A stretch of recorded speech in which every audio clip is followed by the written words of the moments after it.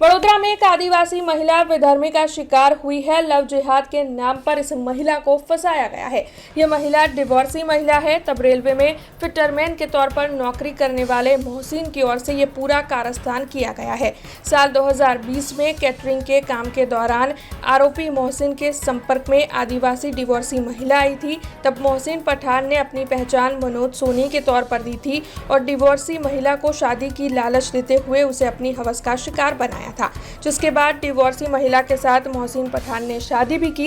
लेकिन बाद में महिला को ये पता चला कि आरोपी मनोज सोनी नहीं बल्कि मोहसिन पठान है, जिसके बाद महिला ने प्रतिकार करने की कोशिश की। तब उसके साथ हाथापाई की गई, मारपीटाई की गई और फिर महिला और उसके बेटे को मुस्लिम धर्म अंगीकार करने के लिए धमकाया भी गया और उसके बेटे को मार डालने की धमकी भी मोहसिन पठान की ओर से दी गई। यही नहीं, मोहसिन पठान ने महिला के नाम पर 2 लाख रुपयों की लोन भी ली थी। तब इस पूरे मामले के सामने आने के बाद आरोपी मोहसिन पठान की गिरफ्तारी कर ली गई है और डीसीपी जोन 4 के पन्ना मोमाया ने इस बारे में ज्यादा जानकारी दी है। પોલીસ સ્ટેશનમાં રહેતા એક મહિલાને એક મુસ્લિમ યુવકે પોતાનું નામ મનોજ સોની તરીકે ઓળખાણ આપેલી હતી, જે હકીકતે એ વ્યક્તિનું નામ મોહસિન અયુબ ખાન પઠાણ છે અને પોતે રેલવેમાં ફિટરમેન તરીકે નોકરી કરે છે। એ વ્યક્તિ આ બેનની જોડે કેટરિંગના કામ સંબંધે કોન્ટેક્ટમાં આવેલો હતો અને પોતાને મનોજ સોની તરીકે ઓળખ આપી અને બેન જ્યારે ડિવોર્સ થયેલા હતા તો એ બેનની સાથે એણે હિન્દુ વિધિ મુજબ લગ્ન પણ કર્યા। સને 2022 એ લોકોએ લગ્ન કરી અને બાપોદ વિસ્તારમાં જોડે રહેતા હતા।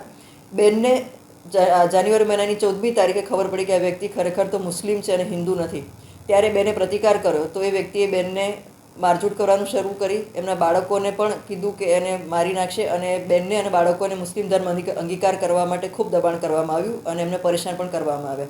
જેથી કંટાળી અને હિંમત એકત્ર કરી અને બેન પોલીસ સ્ટેશન આવેલા અને એમની બેનની ફરિયાદ દાખલ કરવામાં આવેલી છે અને સાથોસાથ આરોપીને પણ અટક કરી લેવામાં આવેલો છે।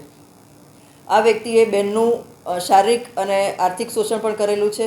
બેનને ઉજ્જવલ ફાઇનાન્સમાંથી બેનના નામે લોન લીધેલી છે 90,000ની, જેના અને તેમજ ટીવીએસ વિક્ટર પણ લીધેલું છે, જેના હપ્તા બેન પોતે ભરે છે। ઉપરાંત 1 લાખ રૂપિયા પણ બેનની જોડે તેણે લીધેલા છે। આમ આ વ્યક્તિએ પોતે મુસ્લિમ હોવા છતાં હિન્દુની ઓળખ આપી અને બેનની સાથે લગ્ન કરેલા છે અને જે રેલવેમાં સરકારી નોકરી કરે છે, જેને અટક કરી અને કાયદેસરની કાર્યવાહી કરવામાં આવી રહી છે। આ બાબતે હું જરૂર એવું કહીશ કે જેની સાથે પણ તમે લગ્ન કરો અથવા તો કોઈ પણ રીતે તમે જોડાવા માંગતા હો તો તમે ચોક્કસપણે એની જે કંઈ ઓળખ છે એની પૂરી ખાતરી કરીને તમે એની સાથે આગળ વધો, કારણ કે આવા ઘણા બધા કિસ્સા બનતા હોય છે। અને આ જ વ્યક્તિએ જ્યારે એની ઓળખ આપી તેણે એવું કીધેલું હતું કે મારા ઘરમાં કોઈ જ નથી અને હું એકલો જ રહું છું અને બેને વધારે તપાસ નહોતી કરી।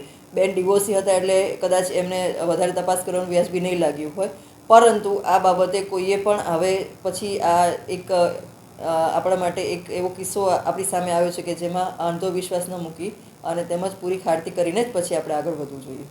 हमसे जुड़े रहने के लिए हमारे YouTube चैनल को सब्सक्राइब करें और नई वीडियो की नोटिफिकेशन के लिए बेल आइकॉन को दबाएं।